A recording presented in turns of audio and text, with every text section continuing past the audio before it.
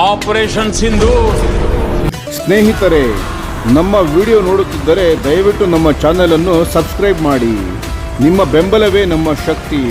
ಪ್ರತಿಯೊಂದು ಸಬ್ಸ್ಕ್ರಿಪ್ಷನ್ ನಮ್ಮನ್ನು ಇನ್ನಷ್ಟು ಉತ್ತಮ ವಿಷಯಗಳನ್ನು ತಯಾರಿಸಲು ಪ್ರೇರೇಪಿಸುತ್ತದೆ. ಹಾಗಾಗಿ ಸಬ್ಸ್ಕ್ರೈಬ್ ಮಾಡುವುದನ್ನು ಮರೆಯಬೇಡಿ. ಗ್ರೌಂಡಿಂಗ್ ಇಲ್ಲ. ತೇಜಸ್ MK1 ಡ್ಯಾಗರ್ಸ್ ಮತ್ತು ಬುಲೆಟ್ಸ್ ಪೂರ್ಣ ಫ್ಲೈಟ್ ಆಪರೇಷನ್ಗಳ ಮುಂದುವರಿಕೆ. ದುಬೈ ಏರ್ ಶೋನಲ್ಲಿ ಅಪಘಾತಕ್ಕೆ ಒಳಗಾದ ತೇಜಸ್ ಯುದ್ಧ ವಿಮಾನದ ಅವಶೇಷಗಳು ಈಗಲೂ ಎಮಿರೇಟ್ನ ಹ್ಯಾಂಗರ್ನಲ್ಲಿ ದಾಖಲೆಗೊಳಿಸುತ್ತಿರುವಾಗಲೇ ಭಾರತದ ಪಶ್ಚಿಮ ಗಡಿಯಲ್ಲೇ ಕಾರ್ಯನಿರ್ವಹಿಸುವ 2 ಅಗ್ರ ಮಟ್ಟದ ತೇಜಸ್ ಸ್ಕ್ವಾಡ್ರನ್ಗಳಿಗೆ ವಾಯುಪಡೆಯ ಕೇಂದ್ರದಿಂದ ಸ್ಪಷ್ಟ ಆದೇಶ ಬಂದಿದೆ. ಫ್ಲೈಟ್ ಮುಂದುವರೆಸಿ, ನಿಲ್ಲಿಸಬೇಡಿ. ಸೂಲೂರಿನ 45ನೇ ಫ್ಲೈಯಿಂಗ್ ಡ್ರ್ಯಾಗರ್ ಸ್ಕ್ವಾಡ್ರನ್ ಮತ್ತು ನಲಿಯಾದ 18ನೇ ಫ್ಲೈಯಿಂಗ್ ಬುಲೆಟ್ ಸ್ಕ್ವಾಡ್ರನ್ ಇವೆರಡೂ ಈಗ ತೇಜಸ್ MK1ನ ಪೂರ್ಣ ಯುದ್ಧ ವಿನ್ಯಾಸ ಹೊಂದಿರುವ ಏಕೈಕ ಘಟಕಗಳು. 21 ನವೆಂಬರಂದು ನಡೆದ ಅಪಘಾತದ ನಂತರವೂ ಈ ಸ್ಕ್ವಾಡ್ರನ್ಗಳನ್ನು ತಾಂತ್ರಿಕವಾಗಿ ಗ್ರೌಂಡ್ ಮಾಡಲಾಗಲಿಲ್ಲ. ಅಪಘಾತವಾದ ಕೆಲವೇ ಗಂಟೆಗಳೊಳಗೆ ಮುನ್ನೆಚ್ಚರಿಕೆಯಿಂದ ಭಾರತದಲ್ಲಿದ್ದ ವಾಯುಪಡೆಯ ಟೆಕ್ನಿಕಲ್ ತಂಡವು ಸಂಪೂರ್ಣ ಫ್ಲೀಟ್ ಮೇಲೆ ವೇಗದ ಸುರಕ್ಷತಾ ಪರಿಶೀಲನೆಗಳನ್ನು ಪೂರ್ಣಗೊಳಿಸಿತು. Fly by wire software checksum ಪರೀಕ್ಷೆ, ಹೈಡ್ರಾಲಿಕ್ ಆಕ್ಟಿವೇಟರ್ಸ್ ಇಂಟಿಗ್ರಿಟಿಯ ಪರಿಶೀಲನೆ, negative G fuel feed sequencing validation, control surface hinge build standard cross verification. ಪ್ರತಿ ವಿಮಾನವು 100% ಫಿಟ್ ಎಂದು ಪರಿಶೀಲನೆಯಲ್ಲಿ ಪಾಸಾಗಿದೆ. ಬುಧವಾರ ಸಂಜೆಗಾಗಲೇ 2 ಸ್ಕ್ವಾಡ್ರನ್ಗಳು ಮತ್ತೆ ಕ್ವಿಕ್ ರಿಯಾಕ್ಷನ್ ಅಲರ್ಟ್ ಮತ್ತು ರುಟೀನ್ ಟ್ರೈನಿಂಗ್ ಸೋರ್ಟಿಗಳಿಗೆ ಮರಳಿದವು. ಇನ್ನು ಮುಖ್ಯವಾದ ವಿಷಯ ಏನು ಗೊತ್ತಾ? ಭಾರತೀಯ ವಾಯುಪಡೆ ಈಗಾಗಲೇ ಅಪಘಾತದ ಕಾರಣವನ್ನು ಬಹುತೇಕ ಗುರುತಿಸಿದೆ ಮತ್ತು ಅದು ಸೂಳೂರು ಮತ್ತು ನಲಿಯಾದ ಹ್ಯಾಂಗರ್ಗಳಲ್ಲಿ ಮರೆತಿರುವ ತಾಂತ್ರಿಕ ದೋಷವಲ್ಲ. ಇದೊಂದು classic low level aerobatic trap ಆಗಿದ್ದು, ನೆಗೆಟಿವ್ G ಪುಷ್ ಓವರ್ ವೇಳೆ ಜೆಟ್ ನಿರೀಕ್ಷಿಸಿದ್ದಕ್ಕಿಂತ ವೇಗವಾಗಿ ಎನರ್ಜಿಯನ್ನು ಕಳೆದುಕೊಂಡಿತ್ತು. ಏರ್ಕ್ರಾಫ್ಟ್ ಒಂದು ಮಶ್ ಸ್ಥಿತಿಗೆ ಬಿತ್ತು ಮತ್ತು ರಿಕವರಿ ಪುಲ್ಔಟ್ ಮಾಡಲು ಅಗತ್ಯವಿದ್ದ 180 ಅಡಿಗಳ ಎತ್ತರ ಪೈಲಟ್ಗೆ ಅಲ್ಲಿ ಇರಲಿಲ್ಲ. ಇದು ಆಟೋಮೇಷನ್ಗೆ ಅನುಮತಿಸದ ಮಾನವ ತಪ್ಪಿನಿಂದಾದ. ಇಂತಹ ತಪ್ಪುಗಳು ಕಳೆದ ದಶಕಗಳಲ್ಲಿ ಸಾಕಷ್ಟು ಸಂಭವಿಸಿವೆ. ಥಂಡರ್ ಬರ್ಡ್ಸ್, ರೆಡ್ ಆರೋಸ್, ಪೆಟ್ರೋಲೆ ದೆ ಫ್ರಾನ್ಸ್ ತಂಡಗಳಲ್ಲಿನ ಅನೇಕ ಪೈಲಟ್ಗಳ ಜೀವ ತೆಗೆದುಕೊಂಡಿದೆ. ತೇಜಸ್ ವಿಮಾನ ತನ್ನ ಡಿಸ್ಪ್ಲೇ ಸಾಫ್ಟ್ವೇರ್ ಕ್ಲಿಯರೆನ್ಸ್ ಪ್ರಕಾರ ತಪ್ಪದೆ ಹೀಗೆಯೇ ಪ್ರತಿಕ್ರಿಯಿಸಿತ್ತು. ಆದರೆ ಏರ್ ಶೋಗಳಲ್ಲಿ ನಡೆಸುವ ಅದ್ಭುತ ಚಮತ್ಕಾರ ಮತ್ತು ದುರ್ಘಟನೆ ನಡೆದ ನಡುವಿನ ಸೇಫ್ಟಿ ಮಾರ್ಜಿನ್ ಒಂದು ಕ್ಷಣದಲ್ಲಿ ಮುಗಿದು ಹೋಗಿತ್ತು. ತೇಜಸ್ಗಳನ್ನು ಗ್ರೌಂಡೆಡ್ ಮಾಡಿದರೆ ಏನು ಆಗುತ್ತಿತ್ತು? ಯುದ್ಧ ಸಾಮರ್ಥ್ಯ ನಿಂತು ಹೋಗುತ್ತಿತ್ತು. ಜಗತ್ತಿಗೆ ದುರ್ಬಲ ಸಂದೇಶ ಹೋಗುತ್ತಿತ್ತು. ಚೀನಾ ಮತ್ತು ಪಾಕಿಸ್ತಾನದಂತಹ ಪ್ರಚಾರ ಯಂತ್ರಗಳಿಗೆ ಫ್ರೆಶ್ ಫ್ಯೂಯಲ್ ಸಿಗುತ್ತಿತ್ತು.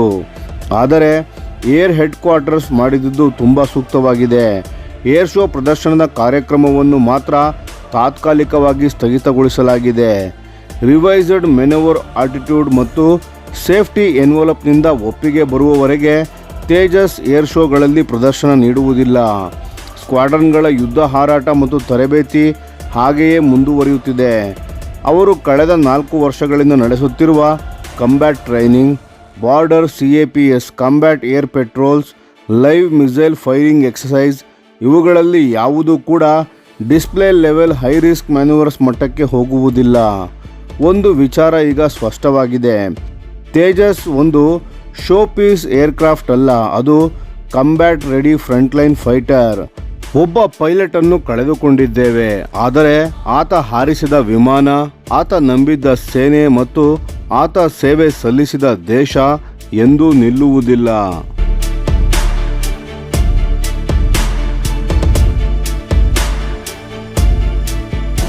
ತೇಜಸ್ ಫೈಟರ್ ಜೆಟ್ಗಾಗಿ ಭಾರತವು ಏಕೆ ಮೀಸಲಾದ ಡೆಮೋ ತಂಡವನ್ನು ರಚಿಸಬೇಕು? ಭಾರತೀಯ ವಾಯುಸೇನೆಯ ಸರಾಂಗ್ ಹೆಲಿಕಾಪ್ಟರ್ ತಂಡ ಮತ್ತು ಸೂರ್ಯಕಿರಣ್ ಏರೋಬ್ಯಾಟಿಕ್ ಸ್ಕ್ವಾಡ್ರನ್ ಈ 2 ತಂಡಗಳು ನಿಜಕ್ಕೂ ವಿಶ್ವದರ್ಜೆಯವು. ಆದರೆ ದುಬೈ, ಬಹ್ರೇನ್ ಅಥವಾ ಲಂಕಾವಿಯಂತಹ ಅಂತಾರಾಷ್ಟ್ರೀಯ ಏರ್ ಶೋಗಳಲ್ಲಿ ನಮ್ಮ ತೇಜಸ್ ವಿಮಾನವು ಲಂಬ ಹಾರಾಟ, ವರ್ಟಿಕಲ್ ಕ್ಲೈಂಬ್ ಅಥವಾ ಹೈ ಆಲ್ಫಾ ಪಾಸ್ ಪ್ರದರ್ಶಿಸಿದಾಗಲೆಲ್ಲ ಅದರ ಕಾಕ್ಪಿಟ್ನಲ್ಲಿರುವ ಪೈಲಟ್ ಯಾರಾಗಿರುತ್ತಾರೆ ಗೊತ್ತಾ? ಅವರು ತಾತ್ಕಾಲಿಕವಾಗಿ ನಿಯೋಜನೆಗೊಂಡಿರುವ ಭಾರತೀಯ ವಾಯುಸೇನೆಯ ಟೆಸ್ಟ್ ಪೈಲಟ್ ಅಥವಾ ಸ್ಕ್ವಾಡ್ರನ್ ಲೀಡರ್. ಇದು ಅವರ ದೇಶಭಕ್ತಿಯನ್ನು ತೋರಿಸುತ್ತದೆ ನಿಜ, ಆದರೆ ಅದೇ ಸಮಯದಲ್ಲಿ ಇದು ಬೃಹತ್ ಪ್ರಮಾಣದ ವಾಣಿಜ್ಯ ಅವಕಾಶಗಳನ್ನು ಕಳೆದುಕೊಂಡಂತೆ. ಫೈಟರ್ ಜೆಟ್ ಮಾರಾಟವಾಗುವುದು ಹೇಗೆ? ಒಂದು ಫೈಟರ್ ಜೆಟ್ ಕೇವಲ ಬ್ರೋಷರ್ನಲ್ಲಿರುವ ವಿಶೇಷಣಗಳಿಂದ ಅಂದರೆ ಸ್ಪೆಸಿಫಿಕೇಷನ್ಸ್ಗಳಿಂದ ಮಾರಾಟವಾಗುವುದಿಲ್ಲ. ಅದು 200 ಅಡಿ ಎತ್ತರದಲ್ಲಿ ಆಫ್ಟರ್ ಬರ್ನರ್ನ ಗರ್ಜನೆಯಿಂದ ಮಾರಾಟವಾಗುತ್ತದೆ. ಡೆಲ್ಟಾ ವಿಂಗ್ ಆಕಾಶದಲ್ಲಿ ಚಾಕುವಿನ ಅಂಚಿನಂತೆ ಸೀಳಿಕೊಂಡು ಹಾರುವುದರಿಂದ ಮಾರಾಟವಾಗುತ್ತದೆ ಮತ್ತು ಅದೇ ಬೆಲೆಯ ಶ್ರೇಣಿಯಲ್ಲಿ ಬೇರೆ ಯಾವುದೇ ಜೆಟ್ ಹೊಂದಿಸಲಾಗದ 9G ತಿರುವು ಕೂಡ ಕಂಡ ವಾಯುಸೇನೆಯ ಮುಖ್ಯಸ್ಥರ ವಿಸ್ಮಯದ ವಿಶ್ವಾಸದಿಂದ ಮಾರಾಟವಾಗುತ್ತದೆ. ರಫೇಲ್ಗೆ ಅವರದ್ದೇ ಆದ ರಫೇಲ್ ತಂಡವಿದೆ, ಗ್ರೀಫನ್ಗೆ ಗ್ರೀಫನ್ ಡೆಮೋ ತಂಡವಿದೆ, ಸು-35ಗೆ ರಷ್ಯನ್ ನೈಟ್ಸ್ನ ತಂಡವಿದೆ, ಕೊರಿಯಾದ FA-15ಗೂ ಕೂಡ ಗೋಲ್ಡನ್ ಟೈಗರ್ ಪಟ್ಟಿಯನ್ನೇ ಹೊಂದಿರುವ ಬ್ಲ್ಯಾಕ್ ಈಗಲ್ಸ್ನ ತಂಡವಿದೆ. ಆದರೆ ಇಂದು ಭಾರತವು ರಫ್ತಿಗಾಗಿ ಗಂಭೀರವಾಗಿ ನೀಡುತ್ತಿರುವ ಏಕೈಕ ಫೈಟರ್ ಜೆಟ್ ಆದ ತೇಜಸ್ ಯುದ್ಧ ವಿಮಾನವು ಈಗಲೂ ಯುದ್ಧಕ್ಕೆ ಸಿದ್ಧರಾಗಬೇಕಾಗಿರುವ ಕಾರ್ಯನಿರತ ಭಾರತೀಯ ವಾಯುಪಡೆಯ ಪೈಲಟ್ಗಳನ್ನು ಸಾಲವಾಗಿ ಪಡೆಯುತ್ತಿದೆ. ಈ ಪರಿಸ್ಥಿತಿಯು ಬದಲಾಗಲೇಬೇಕು ಮತ್ತು ಇದನ್ನು ಬದಲಾಯಿಸುವ ಶಕ್ತಿ ಇರುವುದು ಕೇವಲ ಹಿಂದೂಸ್ತಾನ್ ಏರೋನಾಟಿಕ್ಸ್ ಲಿಮಿಟೆಡ್ ಸಂಸ್ಥೆಗೆ ಮಾತ್ರ. HAL ಮಾಲೀಕತ್ವದ ತೇಜಸ್ ತಂಡದಿಂದ 4 ಪ್ರಮುಖ ಲಾಭಗಳು. ಒಂದು, HAL ಮಾಲೀಕತ್ವದ HAL ನಿಧಿಯ ತೇಜಸ್ ಪ್ರದರ್ಶನ ತಂಡವು ಭಾರತೀಯ ವಾಯುಸೇನೆ ನೀಡಲು ಸಾಧ್ಯವಾಗದ ಮತ್ತು ಕೇಳಬಾರದ 4 ವಿಷಯಗಳನ್ನು ಒದಗಿಸುತ್ತದೆ. ಒಂದು, ಲಭ್ಯತೆ. ಭಾರತೀಯ ವಾಯುಪಡೆಯ ಪೈಲಟ್ಗಳು ಈಗಾಗಲೇ ಕಾರ್ಯಾಚರಣೆಯ ತರಬೇತಿ, ಆಪರೇಷನಲ್ ಕನ್ವರ್ಷನ್, ಗಡಿ ನಿಯೋಜನೆ ಮತ್ತು ಶಸ್ತ್ರಾಸ್ತ್ರ ಬೋಧಕರ ಕೋರ್ಸ್ಗಳ ನಡುವೆ ತೀರಾ ಕಾರ್ಯನಿರತರಾಗಿರುತ್ತಾರೆ. 12 ನಿಮಿಷದ ಪ್ರದರ್ಶನಕ್ಕಾಗಿ ಒಬ್ಬ ಸ್ಕ್ವಾಡ್ರನ್ ಪೈಲಟನ್ನು 3 ತಿಂಗಳುಗಳ ಕಾಲ ಕರೆತಂದರೆ ಅದು ನೇರವಾಗಿ ಯುದ್ಧ ಸನ್ನದ್ಧತೆಯನ್ನು ಕಡಿಮೆ ಮಾಡಿದಂತೆಯೇ. ಬದಲಿಗೆ HAL ಮಾಲೀಕತ್ವದ ಜೆಟ್ಗಳನ್ನು ಹಾರಿಸುವ ನಿವೃತ್ತ ಅಥವಾ ನಾಗರಿಕ ಟೆಸ್ಟ್ ಪೈಲಟ್ಗಳ ತಂಡವು ಭಾರತೀಯ ವಾಯುಪಡೆಯ ಹೋರಾಟದ ಸಾಮರ್ಥ್ಯಕ್ಕೆ ಧಕ್ಕೆಯಾಗದಂತೆ ವರ್ಷಕ್ಕೆ 300ರಿಂದ 400 ವಿಹಾರಗಳನ್ನು ಅಂದರೆ ಸೋರ್ಟೀಸ್ಗಳನ್ನು ಅಭ್ಯಾಸ ಮಾಡಬಹುದು. Branding. Tejas made in India ಎಂಬ ಬೃಹತ್ ಅಕ್ಷರಗಳನ್ನು ಮತ್ತು HAL ಮುದ್ರೆಗಳನ್ನು ಹೊಂದಿರುವ ಹಿಮಬಿಳಿ ಬಣ್ಣದ ತೇಜಸ್ ವಿಮಾನವು ಬ್ರೂನೈ ಸುಲ್ತಾನರ ಅಥವಾ ಕತಾರ್ನ ಅಮೀರ್ನ ಮುಂದೆ 9.5G ತಿರುಗಿದಾಗ ಸಂದೇಶವು ಸ್ಪಷ್ಟವಾಗಿರುತ್ತದೆ. ಇದು ನೀವು ಇಂದು ಖರೀದಿಸಬಹುದಾದ ಉತ್ಪನ್ನ, ಸಾಲವಾಗಿ ಪಡೆದ ರಾಷ್ಟ್ರೀಯ ಆಸ್ತಿಯಲ್ಲ ಎಂಬುದು. ರಫ್ತು ಗ್ರಾಹಕರು ಪ್ರದರ್ಶನದ ನಂತರ ತಯಾರಕರೊಂದಿಗೆ ಮಾತನಾಡಲು ಬಯಸುತ್ತಾರೆ, ಹೊರತು ರಕ್ಷಣಾ ಸಚಿವಾಲಯದ ಪ್ರಶ್ನಾವಳಿಯನ್ನು ತುಂಬಲು ಅಲ್ಲ. ಅಪಾಯದ ಸ್ವೀಕಾರ. Risk acceptance. ಪ್ರದರ್ಶನದ ಹಾರಾಟವು ವಾಡಿಕೆಯ ಯುದ್ಧ ವಿಮಾನ ಗಸ್ತು ಹಾರಾಟಕ್ಕಿಂತ ಅಂಕಿಅಂಶಗಳ ಪ್ರಕಾರ ಹೆಚ್ಚು ಅಪಾಯಕಾರಿ. ವಾಣಿಜ್ಯ ಉದ್ದೇಶಗಳಿಗಾಗಿ ಮುಂಚೂಣಿ ಪೈಲಟ್ ಒಬ್ಬರು ಮಾರುಕಟ್ಟೆಗಾಗಿ ವಿಮಾನ ಹಾರಾಟದಲ್ಲಿ ಪ್ರಾಣವನ್ನು ಕಳೆದುಕೊಂಡರೆ ಆ ವಾಯುಸೇನಾ ಮುಖ್ಯಸ್ಥರು ರಾಷ್ಟ್ರಕ್ಕೆ ವಿವರಣೆ ನೀಡಲು ಇಷ್ಟಪಡುವುದಿಲ್ಲ. HAL ಒಂದು ವಾಣಿಜ್ಯ ಘಟಕವಾಗಿ ಅನುಭವಿ ಮಾಜಿ ಭಾರತೀಯ ವಾಯುಪಡೆಯ ಪ್ರದರ್ಶನ ಪೈಲಟ್ಗಳನ್ನು ನೇಮಿಸಿಕೊಳ್ಳಬಹುದು. ಅವರಿಗೆ ನಿಶ್ಚಿತ ಗುತ್ತಿಗೆಯನ್ನು ನೀಡಬಹುದು ಮತ್ತು ಈ ಕೆಲಸದೊಂದಿಗೆ ಬರುವ ಹೆಚ್ಚಿನ ವಿಮಾ ಪ್ರೀಮಿಯಂಗಳನ್ನು ಸ್ವೀಕರಿಸಬಹುದು. ನಿರಂತರತೆ ಮತ್ತು ವಿಕಸನ. Continuity and evaluation. HAL ತಂಡವು MK-1A ಮತ್ತು MK-2 ಅನ್ನು ಅಕ್ಕಪಕ್ಕದಲ್ಲಿ ಹಾರಿಸಬಹುದು. ಒಮ್ಮೆ MK-2ಗೆ ಅನುಮತಿ ಸಿಕ್ಕಿದ ತಕ್ಷಣವೇ ಅದನ್ನು ಕೂಡ ಪ್ರದರ್ಶಿಸಬಹುದು. ಮಾರಾಟವನ್ನು ಖಚಿತಪಡಿಸಲು ಗ್ರಾಹಕರಿಗೆ ವಿಮಾನದಲ್ಲಿ ಹಾರಾಟದ ಅನುಭವ ನೀಡಲು 2 ಆಸನಗಳ ಆವೃತ್ತಿಗೆ ಬದಲಾಯಿಸಬಹುದು. ಇದು ಅಲ್ಟಿಮೇಟ್ ಸೇಲ್ಸ್ ಕ್ಲೋಸರ್. ಅಲ್ಲದೆ ಮಲೇಷ್ಯಾಕ್ಕೆ ಹಸಿರು ಬಿಳಿ, ಅರ್ಜೆಂಟೀನಾಕ್ಕೆ ಆಕಾಶ ನೀಲಿ ಪಟ್ಟಿಗಳು, ಈಜಿಪ್ಟ್ಗೆ ಮರುಭೂಮಿ ಟ್ಯಾನ್ನಂತಹ ಗ್ರಾಹಕರ ನಿರ್ದಿಷ್ಟ ಬಣ್ಣದ ಯೋಜನೆಗಳನ್ನು ಸಹ ತಯಾರಿಸಬಹುದು.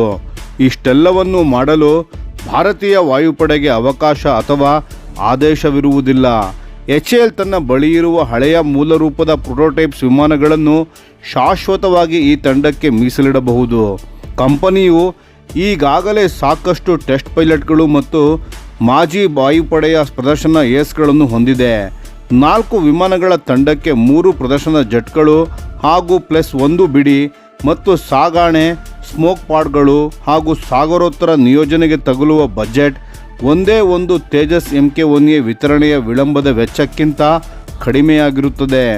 ತೇಜಸ್ ತನ್ನದೇ ಆದ ಮೀಸಲಾದ ತಯಾರಕರ ತಂಡವಿಲ್ಲದೆ ಕಾಣಿಸಿಕೊಳ್ಳುವ ಪ್ರತಿ ಏರ್ ಶೋ ಕೂಡ ಒಂದು ರಫ್ತು ಆದೇಶವನ್ನು ಸಾಬ್, ಡಸಾಲ್ಟ್ ಅಥವಾ KAIಗೆ ತಾನಾಗಿಯೇ ಹೋಗುವಂತೆ ಮಾಡುತ್ತದೆ. HAL ಭಾರತೀಯ ವಾಯುಸೇನೆಯ ಪೈಲಟ್ಗಳನ್ನು ಸಾಲ ಪಡೆಯುವುದನ್ನು ನಿಲ್ಲಿಸಿ ತನ್ನದೇ ಆದ ರೆಕ್ಕೆಗಳಲ್ಲಿ ಹೂಡಿಕೆ ಮಾಡುವ ಸಮಯ ಇದೀಗ ಬಂದಿದೆ.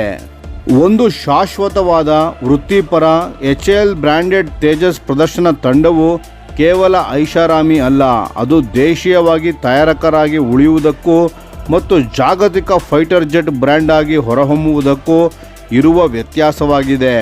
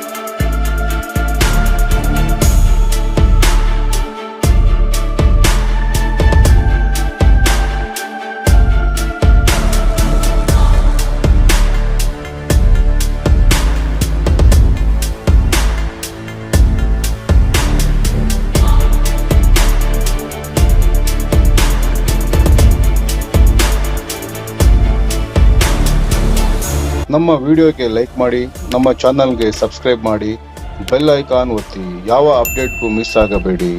ಡಿಫೆನ್ಸ್ ಸುದ್ದಿಗಳನ್ನು ತ್ವರಿತವಾಗಿ ಪಡೆಯಿರಿ. ನಿಮ್ಮ ಬೆಂಬಲವೇ ನಮ್ಮ ಶಕ್ತಿ. ಭಾರತ ಬಲಿಷ್ಠವಾಗಲಿ ಎಂದು ಆಶಿಸುತ್ತಾ ಭಾರತ ಮಾತೆಗೆ ಜೈ.